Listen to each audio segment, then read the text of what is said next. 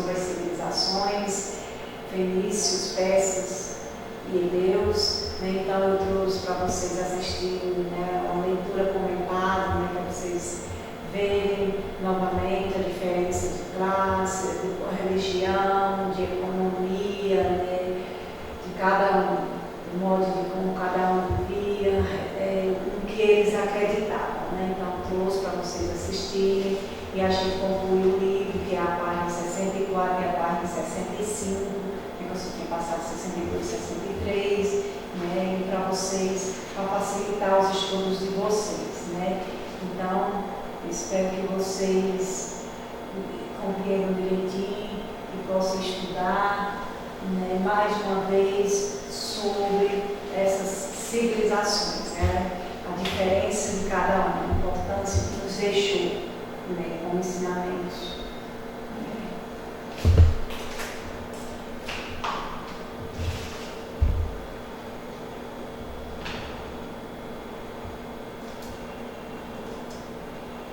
Olá, caros alunos, iniciemos mais uma aula de História. Nesta aula falaremos um pouco sobre os hebreus, os fenícios e os persas. Os hebreus, um povo que a gente conhece um pouco mais devido à nossa tradição ocidental, eles são conhecidos atualmente como judeus. Eles são descendentes dos antigos hebreus que agora nós vamos começar a estudar.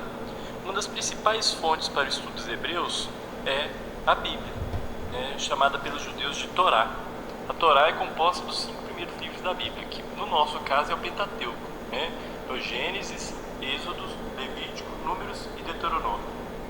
Ela é tão importante para os hebreus que na religião hebraica, uma festa chamada Alegria da Torá. Essa festa Alegria da Torá, ela acontece geralmente no dia 11 de outubro.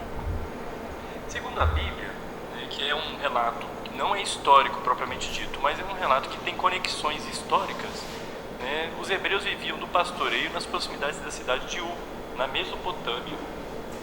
Por volta de 1800 anos antes de Cristo, eles deixaram Ur guiados pelo pastor Abraão e partiram em busca de água e boas pastagens.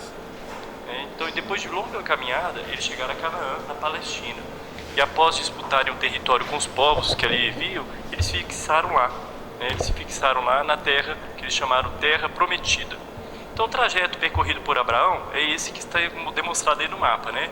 Ele começou por Ur, depois Mari, Harã, Alepo, Ramate, até chegar em Canaã, na Palestina. Na Palestina, os hebreus praticavam pastoreio e agricultura, organizados em comunidades lideradas por chefes de famílias, que eram chamados patriarcas, dos quais os mais conhecidos são Abraão, Isaque e Jacó. Por volta de 1700 anos antes de Cristo, um longo período de seca e fome obrigou os hebreus a emigrarem para o Egito, que na época estava sob o domínio dos Hicsos. Esse período aí é relatado na Bíblia no final do Gênesis. Enquanto durou essa dominação, os hebreus viveram em liberdade. Então no Êxodo vai começar exatamente o momento em que eles vão ser escravizados.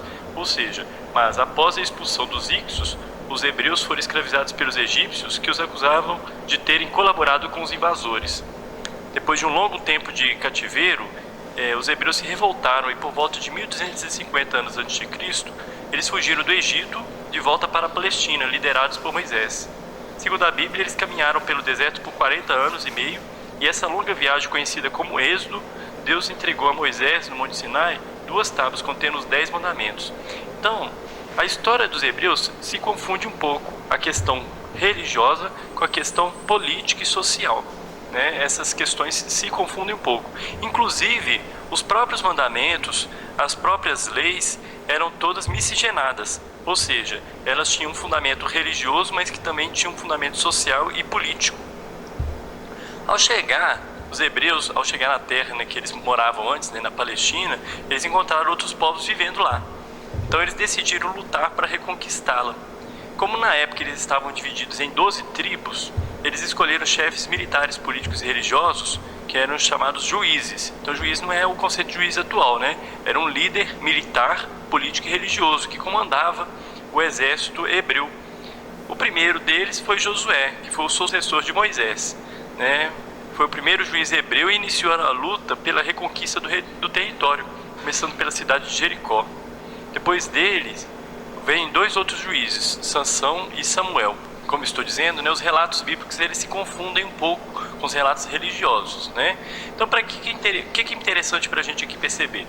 É que os juízes comandavam um exército e que esses juízes eles lutavam contra os adversários. O primeiro deles foi Josué, que é o sucessor de Moisés, depois vem Sansão, né? E depois vem Samuel, que é exatamente o que vai ungir o primeiro rei de Israel. Para enfrentar seus vizinhos e diminuir as divisões internas, os hebreus eles optaram por entregar o comando de todas as tribos a um único rei. O primeiro rei hebreu foi Saul. Ele foi coroado em 1010 anos antes de Cristo. Depois dele vem Davi, né, que completou a conquista da Palestina e que transformou a cidade de Jerusalém em capital do reino. E depois de Davi foi o seu filho Salomão, cujo reinado foi um período de grande prosperidade. Ele fortaleceu o exército, ampliou o comércio com os reinos da África e da Arábia e ordenou a realização de obras grandiosas, entre as quais o Templo de Jerusalém. Só que tem um probleminha. Para conseguir dinheiro para as obras grandiosas, o rei Salomão aumentou os impostos, retirou milhares de camponeses da lavoura, colocou-os para trabalhar nas construções. O dinheiro arrecadado servia também para cobrir os gastos da sua corte, que era muito esplendorosa. Mas o luxo e os abusos do poderoso rei, de um lado, e a extrema pobreza do povo, de outro, provocaram uma grande insatisfação popular. Por isso, com a morte dele, em 930 anos antes de Cristo, houve essa insatisfação, né, e as disputas políticas levaram à divisão do reino em dois reinos. Reino de Israel, que é situado ao norte e formado por 10 tribos, com a capital na Samaria, e o reino de Judá, localizado ao sul, composto de 2 tribos, com a capital em Jerusalém. Um reino dividido, ele fica mais fraco, então por causa disso eles não resistiram aos poderosos vizinhos. O reino de Judá ele conseguiu sobreviver até 587 anos antes de Cristo, e aí ele foi dominado pelos babilônios, que destruíram o templo de Jerusalém e levaram os hebreus como prisioneiros para a Babilônia.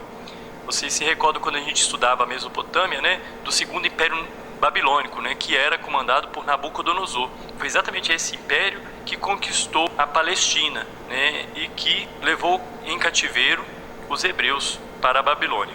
Esse episódio na Bíblia é visto como um castigo de Deus por causa da corrupção e da ganância dos líderes hebreus.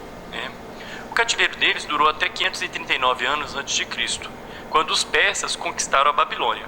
Ou seja, então, no momento em que os persas conquistam a Babilônia, eles vão ter a possibilidade de retornar, reconstruir o templo de Jerusalém, e só que até quando eles foram dominados por outros povos, inclusive os romanos. No ano 70, os judeus vão se revoltar contra a dominação romana e foram duramente reprimidos. O templo de Jerusalém foi destruído e saqueado, e teve então nisso a diáspora, que foi a dispersão dos judeus pelo mundo. Mas mesmo dispersos, os judeus eles vão se manterem em comunidades, fiéis aos seus hábitos e tradições. Depois da destruição do templo de Jerusalém, eles passaram a se reunir em sinagogas, locais de oração e de culto. Enquanto a maioria dos povos da antiguidade acreditava na existência de vários deuses, ou seja, eles eram politeístas, os hebreus desenvolveram a crença em um único Deus, isso é, monoteísmo, Deus mono, um. Segundo os hebreus, Deus exigia de seus seguidores a adoção de uma moral bastante rigorosa. Por isso se diz que os hebreus criaram um monoteísmo ético. Os hebreus acreditavam que Deus escolheu os judeus para servir de exemplo para a humanidade. Ele revelou sua lei por meio do livro sagrado, que seria a Torá, igual eu falei, o Pentateuco nosso. Essa religião criada pelos hebreus e praticada pelos seus descendentes, os judeus, é chamada de judaísmo e influencia diretamente os seus seguidores. A religião cristã, por exemplo, ela é influenciada pelo judaísmo. A gente sabe que Jesus era judeu.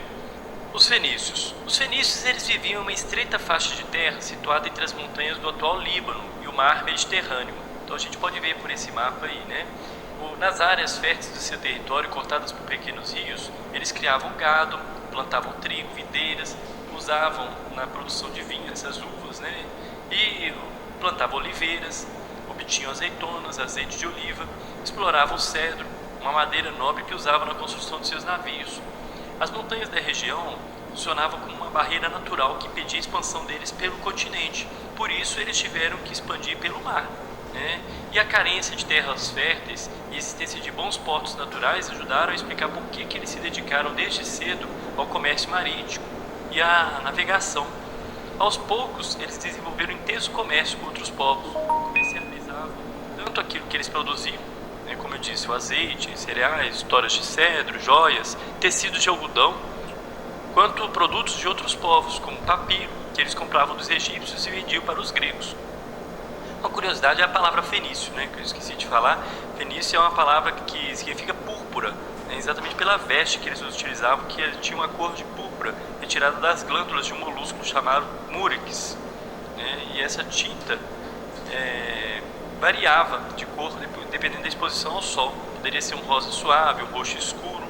Os fenícios se destacaram também como artesãos, confeccionando tecidos, joias, perfumes, artefatos de pedra, marfim, metal, cerâmica. Foram inventores do vidro transparente. Os fenícios nunca formaram um estado unificado. As cidades fenícias eram independentes entre si, ou seja, cada uma tinha o seu próprio governo, era composto de um rei, né, e um conselho formado por ricos comerciantes e construtores de navios. As principais cidades fenícias são Garite, Biblos, Beritos, Sidom e Tiro.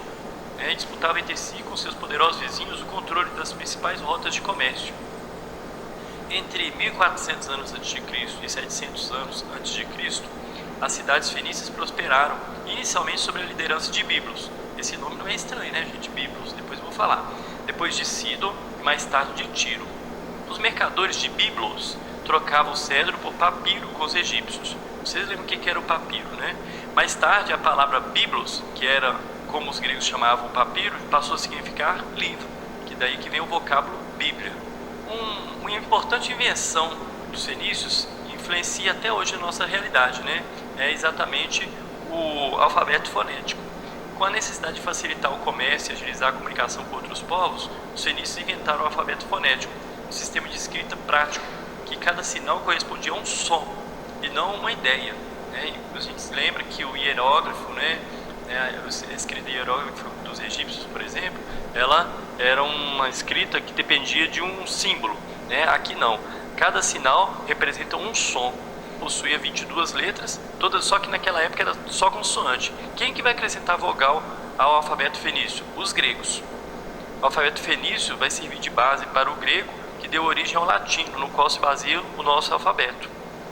Localizadas em uma área de intensa circulação de povos entre a Ásia e a África e a Europa, as cidades fenícias foram invadidas e conquistadas por impérios como o egípcio, o persa, o macedônico e o romano.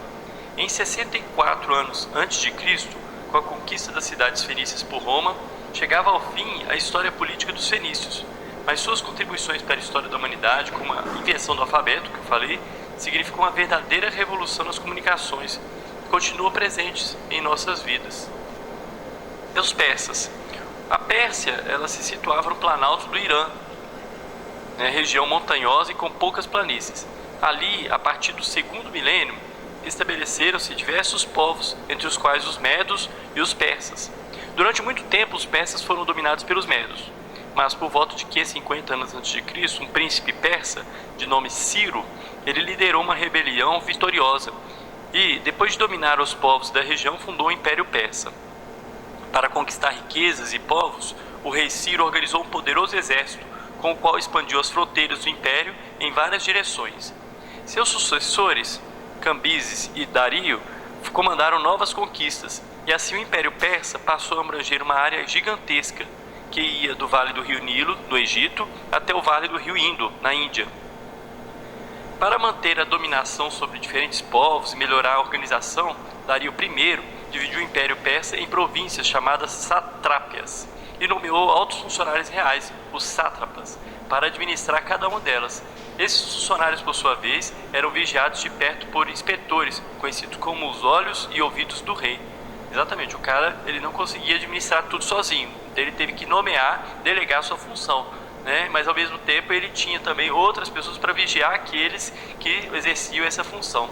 Os persas permitiam que os povos dominados mantivessem seus costumes e sua religião, mas exigiam que eles servissem no exército persa e pagassem pesados impostos. A fim de facilitar a comunicação, o comércio e o deslocamento do exército persa no interior do império, o imperador Dario I mandou construir um eficiente sistema de correios e uma rede de estradas. A principal delas era a Estrada Real, que ligava Sus a Sardes, e tinha cerca de 2.400 quilômetros de extensão.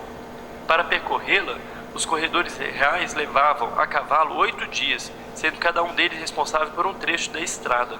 O imperador Dario I mandou cunhar também uma moeda única, o que facilitou o comércio entre todos os povos, sob seu domínio. É interessante que aí a gente já começa o uso do dinheiro mesmo, da moeda. Entre as muitas mercadorias comercializadas no Império, havia magníficas peças de artesanato em ouro, prata, pedras preciosas feitas pelos artesãos persas. A religião era o seguinte: eles tinham uma religião antiga que foi reformada por Zoroastro, em 628 e 551 anos antes de Cristo, também chamado Zaratustra. Para o zoroastrismo, porque vem de Zoroastro, o universo é um palco de uma luta permanente entre o bem e o mal, a verdade e a mentira. Por isso, se diz que o zoroastrismo é dualista. Sua doutrina está contida no livro sagrado chamado Avesta. Nesta religião há um Deus supremo, Ahura Mazda, que representa o bem, a luz e é o criador de todas as coisas boas. Seu maior adversário é o Ahriman, que representa o mal, a destruição e as trevas. O zoroastrismo